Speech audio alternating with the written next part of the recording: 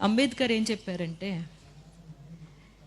ఒక కుటుంబంలో ఒక సమాజంలో ఉన్న స్త్రీని మనం ఎట్లా నడుపుతున్నామో, తనని ఎట్లాగా ఏ దారిని పట్టించాలి అనే విషయంలోని ఎక్కువగా అందరూ ప్రయత్నిస్తున్నారో ఆ విషయాలన్నీ మారిస్తే చాలు మన సమాజం చాలా సమానత్వమైన సమాజం అయిపోతుంది అని చెప్పి. దానికి కారణం ఏంటంటే, ఒక స్త్రీ ఒక కుటుంబంలోని అన్నీ చెప్పి పెంచుతుంది. ఒక కొడుకు కూడా నువ్వు ఈ పని చెయ్యొద్దు, ఆడదే ఈ పని చెయ్యాలి అంటే అమ్మని నమ్ముతున్నాడు కొడుకు. కానీ మీరిద్దరూ కలిసి పని చెయ్యాలరా అని అమ్మ చెప్పి పెంచిందనుకోండి, వాళ్ళు అలా పెరుగుతారు కదా.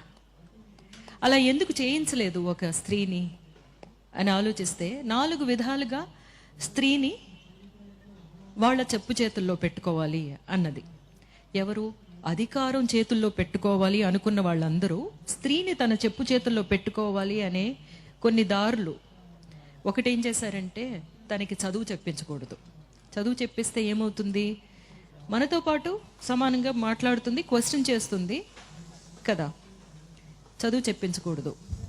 ముందుగానే బాల్య వివాహం చేసేస్తే తనకిష్టమైన వాడిని ప్రేమించడం అనే ప్లేస్కి వెళ్ళదు.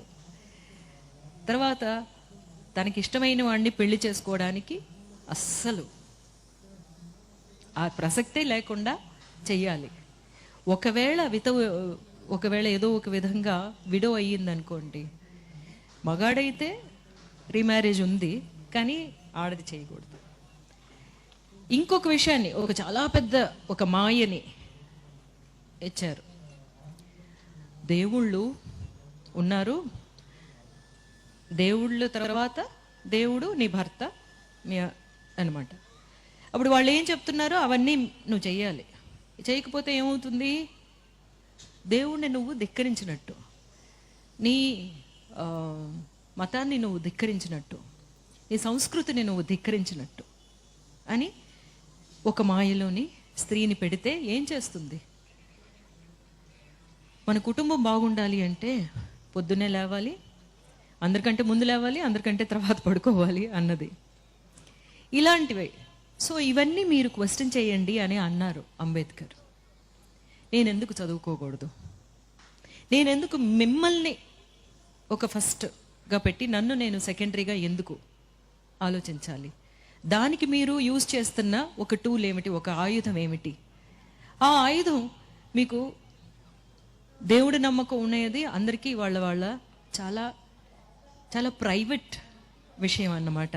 ఒక ప్రేమలాగా దేవుడి భక్తి ఉన్నవాళ్ళు, వాళ్ళకి అది కావాలి అనుకుంటే ఆ నమ్మకం వాళ్ళు ఉండొచ్చు. కానీ అది మిగతా వాళ్ళ మీద రుద్దడం కానీ, అందులో ఇలా చెప్పారు, ఇందులో నువ్వు ఇలా ఉంటేనే నువ్వు చాలా పెద్ద పత్ని వ్రతవి అనే విషయాలన్నీ చెప్పేసి మనల్ని అట్లా. కానీ మీరు ఇవన్నీ అర్థం చేసుకోండి. ఈ విషయాలన్నీ ఎందుకు పెట్టారు? ఎందుకంటే ఒక కులంలోంచి ఇంకో కులంలోకి వెళ్ళకూడదు, వాళ్ళని పెళ్లి చేసుకోకూడదు, చేస్తే ఏమవుతుంది అనేది ఇంకా మన ఇండియాలో జరుగుతూనే ఉన్నాయి కదా. అప్పుడు ఇవన్నీ మనం సరిచేసే ఒక విషయం ఒక స్త్రీ చేతిలో ఉంది. ఆ స్త్రీ ఈ 4 విషయాలని అర్థం చేసుకుని మనల్ని అణగదొక్కడానికి చేసిన విషయాలే ఇవి అని అర్థం చేసుకుంటే చాలు. నెక్స్ట్ 2-3 జనరేషన్లోనే అందరినీ మనం ఒక విధమైన ఆలోచనలోకి తీసుకురాగలం. సరే, ఈరోజు ఇది చాలా ఇంపార్టెంట్గా, నేను నిన్న ఒక జెండర్ ఈక్వాలిటీ గురించి మాట్లాడారు అన్నారు, కానీ నేను ఇక్కడికి వచ్చింది ఒక స్త్రీగా మీతో మాట్లాడాలి అన్న ఒక కారణం కూడాను. ఇవన్నిటినీ మనం ఇప్పుడు ఇంత శ్రామికులు ఉన్నారు, వాళ్ళ గురించి అన్న అన్న అన్న అనే పాటలు పాడారు, కానీ ఎవరైనా ఒక అక్క అని పాటలు పాడారా అని ఎప్పుడు ఆలోచిస్తూ ఉంటాను నేను. ఎన్ని పాటలు అన్న, ఆయన మాత్రమే శ్రమిస్తాడా? ఆయన శ్రమించి వచ్చి ఆ డబ్బులు తీసుకొస్తున్నారు. అహోరాత్రులు ఇంట్లో శ్రమించే అక్కని పట్టించుకోడు. మనం జీతాలు లేని శ్రామికులం కదా, పుట్టుకతో శ్రామికులమే, అవునా? ఎందుకలా అవ్వాలి? అవ్వక్కర్లేదు. నువ్వు కూడా వంటింట్లోకి వెళ్ళి ఆ బియ్యం నీళ్ళలో పోస్తే ఆ బియ్యం ఉడుకుతుంది. ఆడదాని చేయి తగితేనే ఆ బియ్యం ఉడుకుతుందా? ఆ బియ్యం అంటుందా నీతో? నువ్వు మగాడివి, నీ చేతితో వేస్తే నేను అన్నం అవ్వను, ఆడ చెయ్యి తగిలితేనే నేను అన్నంగా ఉడుకుతాను అని అంటుంది? అది లేదు కదా. సో నెక్స్ట్ జనరేషన్కి మనం చెప్పాల్సిన విషయాలు ఇవన్నీ అని మన కామ్రేడ్స్కి కూడా అప్పుడప్పుడు చెప్తూ ఉండాలి అన్నమాట. అది మిగతా శ్రామికుల గురించి ఇన్ని గొంతు చించుకొని పాడేవాళ్ళు, మా గురించి కూడా ఇంట్లోకి వెళ్ళి కొంచెం పనులు చేసి పెట్టండి. ఇప్పుడు సమీపంలో గర్ల్ ఫ్రెండ్ అని ఒక పిక్చర్ చూసుంటారు. ఆ పిక్చర్లో ఉన్న ఒక్క సీను మీ ఇళ్ళకి వెళ్ళితే మీ అమ్మో, మీ అక్కో, మీ అత్తో వాళ్ళందరూ ఆ క్యారెక్టర్లో కనిపిస్తారు కదా. అప్పుడు మీరు ఇక్కడ బయటకు వచ్చి ఇంత అభ్యుదయ భావాలు మాట్లాడుతున్న వాళ్ళు కూడా ఇంటికి వెళ్ళినప్పుడు మీరు ఎలా ఉన్నారు మీ మీ ఇంట్లో ఉన్న శ్రామికులతోటి అనేది ఆలోచించండి. చాలామందిని నేను చూశాను ఇంట్లోనే అందరికీ అన్ని పనులు పంచుకుని చేసుకునే చాలా కుటుంబాలని నేను చూశాను. బట్ నేను ఇంకా ఇక్కడ ఇలా చెప్పకపోతే మిగతా వాళ్ళకి అర్థం అవ్వదు. అందుకని మిమ్మల్ని గాయపరచాలని కాదు. ఈరోజు తీసుకున్న ఒక ముఖ్యమైన విషయం గురించి కూడా మాట్లాడాలి. మాదక ద్రవ్యాలు మనకి ఇప్పుడు ఉన్న సొసైటీలోని మనల్ని కంట్రోల్ చేయాలి అనే విషయాల్లోని ఇది ఒకటి మీకు చాలా ముఖ్యమైన విషయంగా తీసుకుంటున్నారు అనే అనిపిస్తుంది నాకు. యంగ్స్టర్స్ని ప్రక్కదోవ పట్టించడానికి వాళ్ళ సెన్సెస్లో ఉంటేనే కదా వాళ్ళు బాగా చదువుకోవాలి అనే విషయానికి వెళతారు. చదువుకుంటే అందరూ చదువుకుంటే పల్లకిలో అందరూ ఎక్కేస్తే పల్లకి మోసేది ఎవరు అని అడుగుతున్నారు. నేనేమంటానంటే పల్లకిలోని ఎవరు ఎక్కొద్దండి, మనం అందరూ కలిసి సమానంగా నడిచి వెళదాము అని అనాలి. మనం ఆ పల్లకెందుకు అనేది మనం అడుగుతామని, ఆ పల్లకులు మేము మొయ్యమని చెప్తామని మనల్ని ఎట్లాగా, మన పిల్లల్ని, మన యంగ్స్టర్స్ని ఎట్లాగా తప్పుదోవ పట్టించాలి అనేది చూస్తున్నారు. వీటికన్నిటికీ మనం మన సంఘంలో, మన సమాజంలో ఉన్న ప్రతి ఒక్కరూ చాలా చాలా చాలా క్లియర్గా గమనించాలి. మన పిల్లల్ని మనం మంచి దారి పట్టించాలి అని చెప్పి అంటున్నాను. ఎందుకంటే అది ఎలా వస్తుందో తెలీదు. ఫ్రెండ్స్ ద్వారా వస్తుంది. ఫ్రెండ్స్ ఒకళ్ళు నేను చేస్తున్నాను రా నీకేంట్రా భయం అంటారు. ఆ ఫ్రెండ్స్ మధ్యన ఉండే ఒక స్టైల్ కోసం, నేను మీతో సమానం అని చెప్పుకోవడం కోసం ఫస్ట్ టైం వెళుతుంది. ముందుగానే చెప్పాలి, మీరు ఇంకొకళ్ళు దొంగతనం చేయకూడదు అనే విషయాన్ని మనం చిన్నపిల్లల నుంచి చెప్పి పెంచుతున్నట్టు ఇలాంటి విషయం నేను ఎవరన్నా చెప్తే వద్దు అని చెప్పడం మాత్రమే కాదు, మీ కుటుంబంలో ఎవరైనా ఒకళ్ళు ఉంటారు, వాళ్ళని ఎగ్జాంపుల్గా చెప్పి మాకు ఇలా జరిగింది, ఆయన పోయిన తర్వాత వాళ్ళ ఫ్యామిలీ ఎలా ఉంది చూడండి అని వాళ్ళనే సమరులుగా తయారు చేయాలి. ఈ ప్రాబ్లంని మనం ఇలా తప్ప వేరింకే విధంగా ఎరాడికేట్ చేయలేం. అఫ్కోర్స్ ఫోర్సెస్ ఏమో పోలీస్ కానీ లేకపోతే సిస్టమ్ కానీ దాన్ని క్లియర్ చేయాలి అనేది మనం డెఫినెట్గా చెప్తూనే ఉన్నాము. కానీ కుటుంబంలో ఉండే వాళ్ళకే, ఎస్పెషలీ పేరెంట్స్కే, తల్లిదండ్రులకే తెలుస్తుంది తన బిడ్డ ఒక చిన్న తేడా కనిపిస్తుంది. ఆ తేడా కనిపించినప్పుడు వెంటనే దాన్ని సరిచేయాల్సిన ఒక బాధ్యత మనకు ఉంది. మనం చెయ్యాలి, ముందుగానే చెప్పాలి.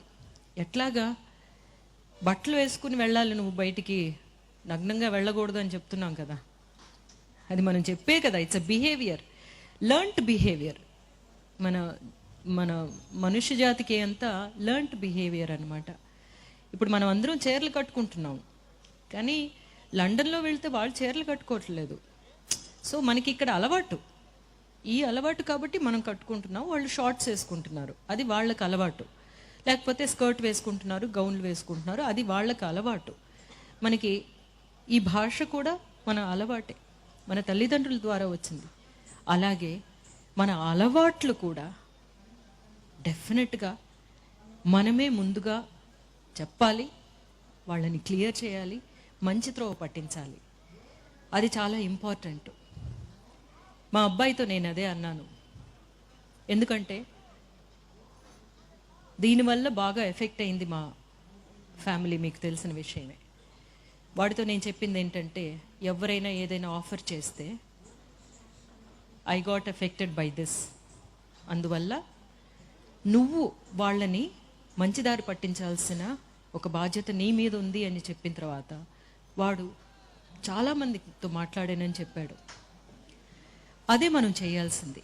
ఎవరు అఫెక్ట్ అవ్వాలని కాదు, మన కుటుంబంలో ఎఫెక్ట్ అయిన వాళ్ళు ఎవరైనా ఉంటే వాళ్ళని ఎగ్జాంపుల్గా చెప్పి ఆ త్రోవకి వెళ్ళకూడదమ్మా, దానివల్ల జరిగే కష్ట నష్టాలు ఏమిటి అనేది అర్థం చేసుకునేలా చేసి చిన్నప్పటి నుంచి మనం చెప్పామనుకోండి, పేరెంటింగ్ అనేది వాళ్ళు వింటున్నారో లేదో, డెఫినెట్గా చాలా క్లిష్టమైన పరిస్థితి వచ్చినప్పుడు మనం చెప్పే ఆ అడ్వైజే వాళ్ళు తీసుకుంటారు అనేది పేరెంటింగ్ నిపుణులు చెప్తారన్నమాట. అందువల్ల వాళ్ళు విన్నట్టే ఉంటారు పిల్లలు, కానీ అలా వినలేదేమో అనుకోకుండా మీ చెప్పాల్సిన విషయాలు చెప్తూనే ఉండండి అని చెప్పేసి.